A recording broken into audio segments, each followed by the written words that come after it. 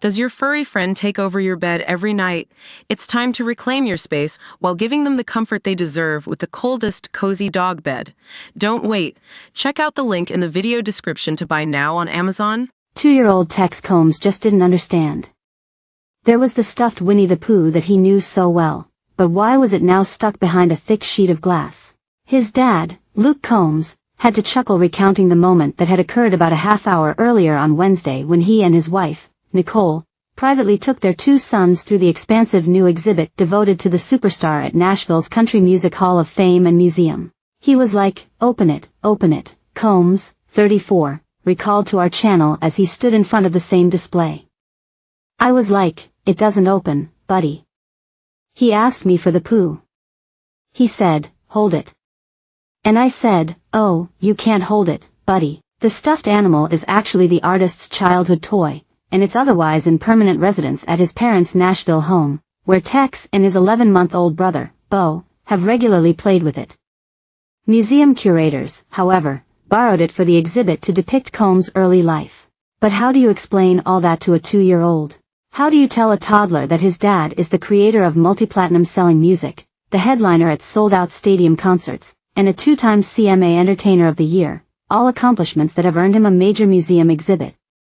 How do you tell him that more than 1 million people will eventually be looking at that stuffed bear? If you're Combs, you don't even try.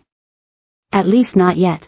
I can't get it for you right now, buddy, he finally told Texas, but you can have it next year. Combs explains that he brought his 2 sons to the museum knowing they would be too small to understand it all, but that didn't matter to him. I just wanted to have those pictures of going through it with them, he said. He also realizes the day will come, perhaps sooner than he wants, when he has to have the talk with his boys about who he is besides their dad. If he needs any sort of cheat sheet, he could do no better than Luke Combs, The Man I Am, the engaging and authoritative exhibit that officially opened on Friday. Through photos and personal artifacts, it deftly tells the story of Combs' improbable and meteoric career ascent. The only child of hard-working blue-collar parents, he was raised in Asheville, North Carolina, to love music and singing, but he didn't consider it as a livelihood until he was a 21-year-old college junior in 2011. At his mother's urging, he taught himself the guitar, and within a year, he was playing his first show, at a bar with a $1 cover. 2 years later, he was Nashville-bound. Combs said he visited the Country Music Museum several times after his arrival, lingering over the history that he wanted to be a part of. Well aware he didn't look like the typical male artist of the era, he knew he had an uphill battle to prove his worth. I was definitely not a guy that you thought would have his own exhibit in the Hall of Fame, and that was a lot of people's opinions when I moved here, he allowed. It was like, well, maybe he could be a songwriter, you know, good luck or whatever. Not that that was everybody's sentiment, but to me, it's always felt like a bit of an underdog story. Yet Combs quickly flipped the script. He signed his major label record deal in 2016.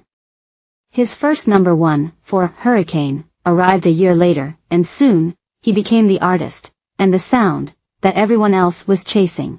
The artifacts assembled by museum curators to trace Combs' steps will be deeply satisfying to any of his legions of fans.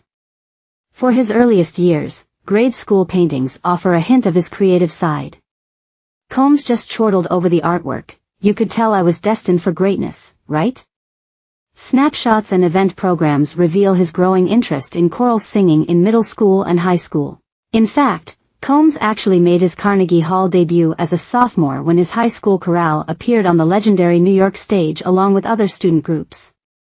The ensemble returned the next year, and Combs performed a solo.